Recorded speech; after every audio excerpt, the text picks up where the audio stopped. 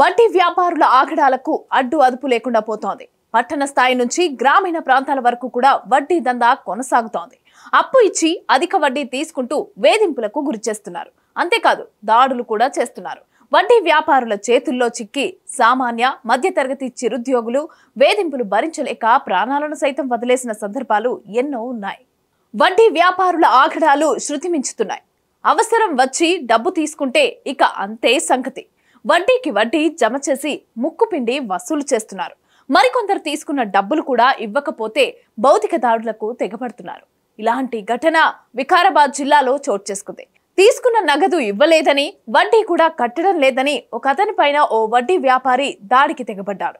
చేతులతో కొడుతూ కాళ్లతో తంతూ విచక్షణ రహితంగా ప్రవర్తించాడు.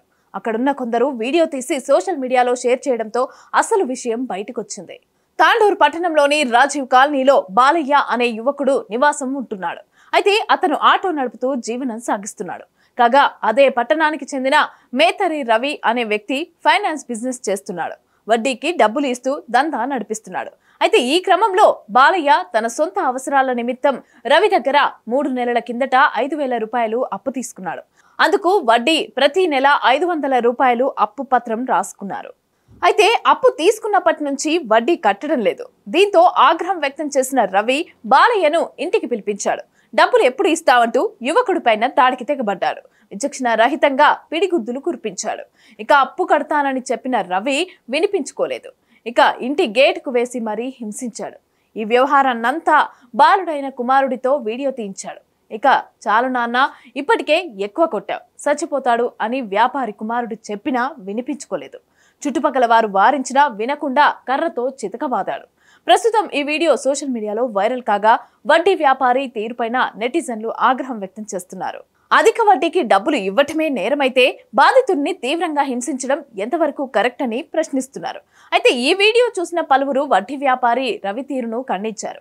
బాలయ్య పైన ఇలా దాడి చేయటం తగదని అంటున్నారు. అయితే రవి పైన పోలీసులు కేసు నమోదు చేసి కఠిన చర్యలు తీసుకోవాలని డిమాండ్ చేస్తున్నారు. ఇక ఇలాంటివి చట్టవిరుద్ధమైన ఇల్లీగల్ దందాలు చేస్తున్న వారి ఆగడాలను పోలీసులు గాని అలాగే సంబంధిత ప్రభుత్వ అధికారులు గాని పట్టించుకొని అధిక వడ్డీ వ్యాపారులపైన చర్యలు తీసుకోవాలని విజ్ఞప్తి చేస్తున్నారు. ఇలాంటివి చూసైనా అప్పు బాధితుల ప్రాణాలు కాపాడాలని కోరుతున్నారు. Hit TV presents like, share, comment.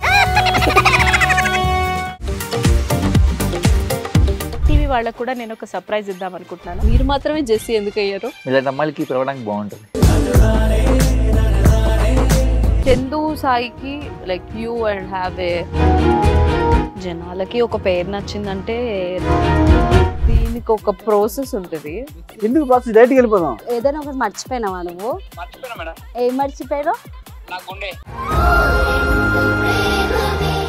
ఏదో ఆ టైంకి మన సుడి బాగుంటే ఎవరన్నా చూపిస్తే రాయగలం కానీ డోర్ టు డోర్ సేల్స్ చేసేవాళ్ళు. శారీ వస్తుంది, శారీలో వెనకాల కట్టుకుని